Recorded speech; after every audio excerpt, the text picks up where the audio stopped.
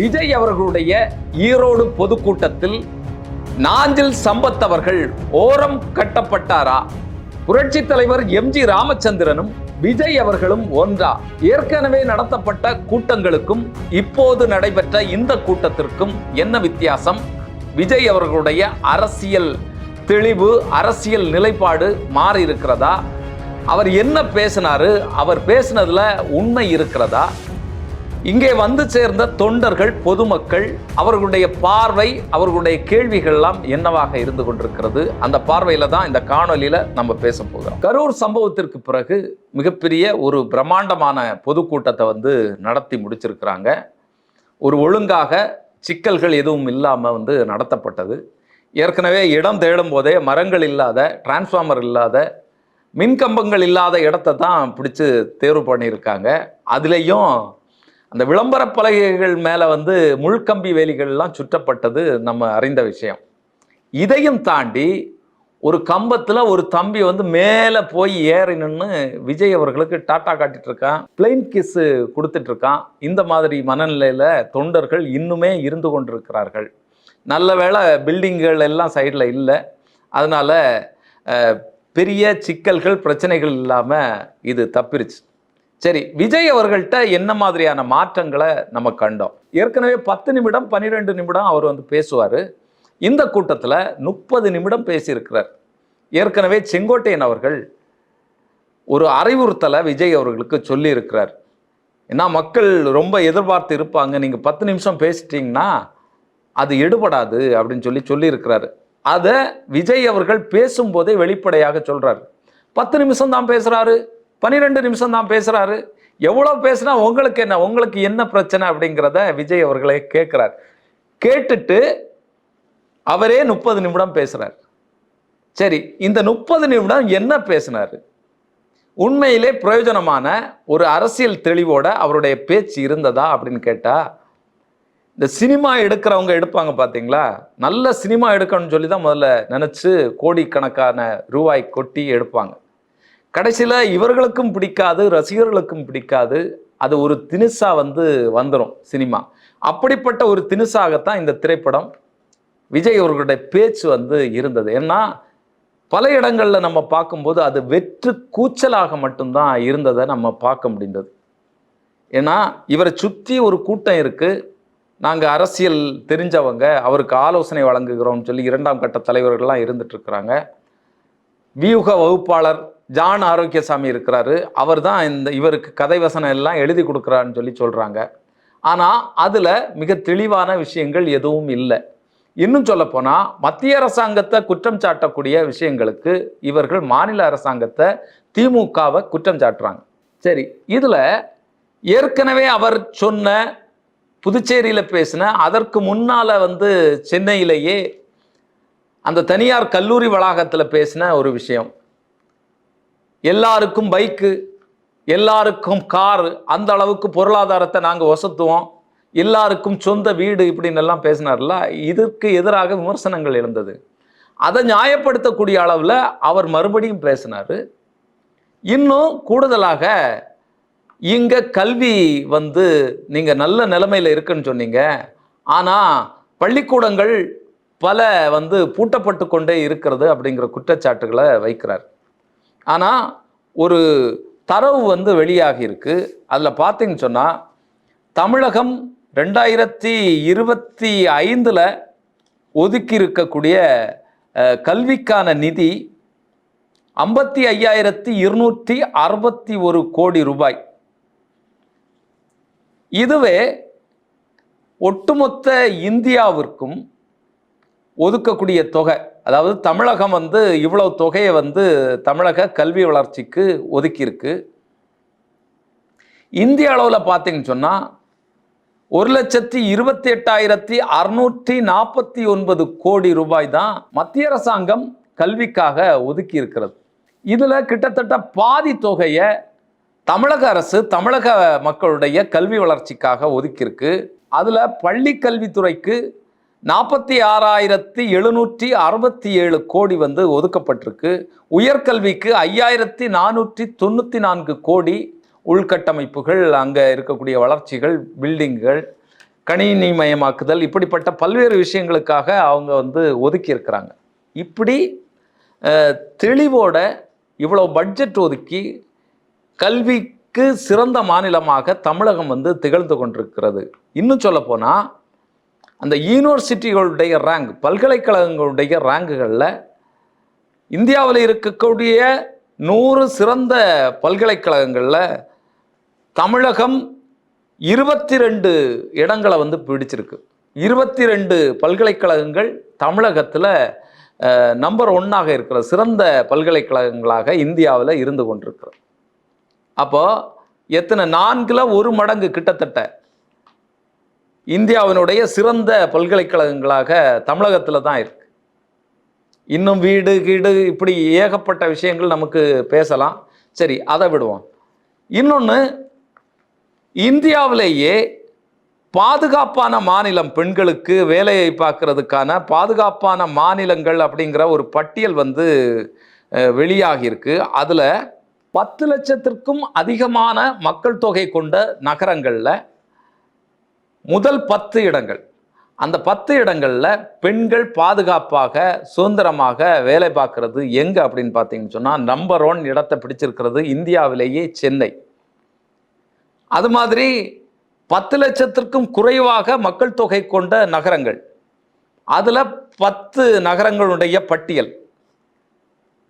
முதல் இடம் திருச்சிராப்பள்ளி, 2வது இடம் வெள்ளூர், 3வது இடம் ஈரோடு, சேலம், திருப்பூர், இப்படி 5 இடங்களை பிடிச்சிருக்கிறது வந்து தமிழகத்தினுடைய நகரங்கள்.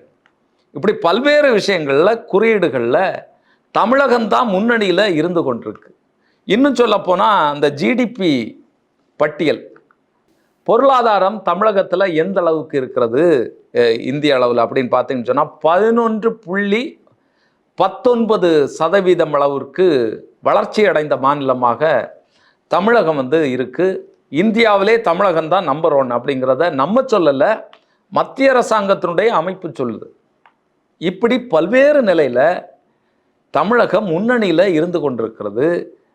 திமுக வந்து குற்றமே செய்யலையா, ஊழலை செய்யலையா, அவர்கள் சிறந்த ஆட்சி நடத்துகிறாங்களா அப்படின்னு கேட்டால் இல்லை, விமர்சனங்கள் உண்டு, குற்றங்கள் உண்டு. ஆனால் மத்திய அரசாங்கம் நிதி வழங்காத போதும், மத்திய அரசாங்கம் நம்மை வஞ்சிக்கிற போதும், மிகப்பெரிய பொருளாதார பங்களிப்பை தமிழகம் செய்துட்டு இருக்கிற போதும், மத்திய அரசாங்கத்தினுடைய வஞ்சனைக்கு எதிராக நம்ம வந்து இன்னைக்கு போராடி நம்பர் 1 மாநிலமாக தமிழகத்தை வந்து மாற்றி இருக்கிறோம். இதில் மாற்றப்பட வேண்டிய விஷயங்கள் ஏராளமாக இருக்கிற, அதை நீங்கள் பேசுங்க, அதை விமர்சனம் பண்ணுங்க. ஆனால் நீங்கள் கொள்கை எதிரியாக இருக்கக்கூடிய மத்திய அரசாங்கத்தை நோக்கி உங்களுடைய குரல் வலை எழும்பாது அப்படின்னு சொன்னால் அது ஒரு அயோக்கியத்தனம். இன்னும் சொன்னால் அது வந்து பாஜகவுக்கு சாதகமாக உங்களுடைய அரசியல் இருக்கிறது அப்படிங்கிறது தான் நம்ம இதில் சொல்ல வேண்டியதாக இருக்குது. சரி, ஏற்கனவே தாவேகா கட்சிக்குள்ளால ஏகப்பட்ட பிரச்சனைகள், சிக்கல்கள், அதிகார போட்டி இப்படி நிறைய இருந்துட்டுருக்கு. புஷி ஆனந்த் அவர்கள் விஜய் அவர்களை சுற்றி நின்றுட்டு யாரையும் அணுக முடியாத அளவில் இருந்துட்டுருக்கிறாரு அப்படிங்கிற ஒரு பிரச்சனை இருந்துட்டுருக்கு. இதில் தான் ஆதவ் அர்ஜுனாவுக்கும் புஷி ஆனந்துக்கும் சண்டாச்சு. இதில் பலரும் பேச தவறிய, கவனிக்க தவறிய ஒரு விஷயம், செங்கோட்டையன் அவர்கள் பேசினாரு, புஷி ஆனந்த் பேசினாரு, நிர்மல்குமார் பேசினாரு, அருண்ராஜ் பேசினாரு, ஆதவ் அர்ஜுனா பேசினாரு. இதில் விடுபட்ட ஒரு நபர் நாஞ்சில் சம்பத் அவர்கள். ஏற்கனவே திமுகவில் சைக்கிள் கூட தரமாட்டாங்க, அந்த அறிவு திருவிழாவுக்கு என்ன அழைக்கவே இல்லை, என்ன புறக்கணிச்சிட்டாங்க அப்படிங்கிற குற்றச்சாட்டுகளை எல்லாம் முன்வைத்தார். தம்பி விஜய் அவர்களை பார்க்கும்போது நான் உங்களுடைய ரசிகன் அப்படின்னு சொல்லி சொன்னார், எனக்கு புல்லரிச்சு போச்சு அப்படின்னாரு. அப்படி பொறுப்பு கொடுத்து கட்சிக்குள்ளால அழைத்து கொண்ட நாஞ்சில் சம்பத் அவர்கள் ஏன் இந்த கூட்டத்தில் தவிர்க்கப்பட்டார்? நாஞ்சில் சம்பத் அவர்கள் இன்னைக்கு இருக்கக்கூடிய இந்த ஜென்சி கிட்ஸுக்கு சரி வர மாட்டாரா? நாஞ்சில் சம்பத் அவர்களால் இங்கே எந்த விதமான பிரயோஜனம் இருக்காதா அப்படிங்கிற கேள்வியினுடைய பின்னணியில் நாஞ்சில் சம்பத் அவர்கள் இந்த கூட்டத்திற்கு அழைக்கப்படவில்லையா அப்படிங்கிற ஒரு பார்வை எழுந்திருக்கிறது. ஏன்னா செங்கோட்டையன் அவர்களே ஜென்சி கிட்டுக்கு வந்து பொருந்தாத ஒரு நபர் தான். அவருடைய பேச்செல்லாம் பார்த்தோம், எல்லாருமே வந்து ஒரு 5 நிமிடம் 6 நிமிடம் இந்த வகையில் தான் அவர்களுடைய பேச்சை வந்து நிறுத்திக்கிட்டாங்க. அவருக்கு ஒரு அரசியல் பின்னணி இருக்குது, ஒரு தெளிவு இருக்குது. அதனுடைய அடிப்படையில் அவர் சும்மா பேசினார். மற்றவங்க எல்லாருமே பெரும்பான்மையான நபர்கள், புஷி ஆனந்த் உட்பட சாதாரண விஷயங்களையுமே வந்து பார்த்து தான் வாசித்தாங்க. அந்த அளவில் தான் இங்கே இருக்கக்கூடிய அரசியல் தலைமை நபர்கள் வந்து இருக்காங்க. இதில் நாஞ்சில் சம்பத் அவர்கள் பேசினா விஜய் அவர்களுடைய பேச்சு எடுபடாமல் போகுமோ? ஏன்னா மிக தெளிவாகவும் நேர்த்தியோடவும் அழகோடவும் ஒரு இலக்கிய உணர்வோடவும் பேசக்கூடிய ஒரு நபராக நாஞ்சில் சம்பத் அவர்கள் இருக்கிறார். அவருடைய அரசியல் நிலைப்பாடுகளில் நமக்கு வந்து எதிர்ப்பு இருக்கிறது, விமர்சனம் இருக்குது. ஆனால் பேச்சுன்னு எடுத்தால் எல்லாவரையும் கட்டி போடக்கூடிய ஒரு நபராக நாஞ்சில் சம்பத் அவர்கள் இருப்பார். இன்னைக்குள்ள ஜென்சி கிட்டுக்கு அது எப்படி வந்து சேரும் அப்படிங்கிறது நமக்கு தெரியல. அப்போது இப்படி ஒரு அச்சத்தின் பேரில் தான் நாஞ்சில் சம்பத் அவர்கள் வரவழைக்கப்படவில்லையா அப்படிங்கிற கேள்விகள்லாம் எழுந்திருக்கு.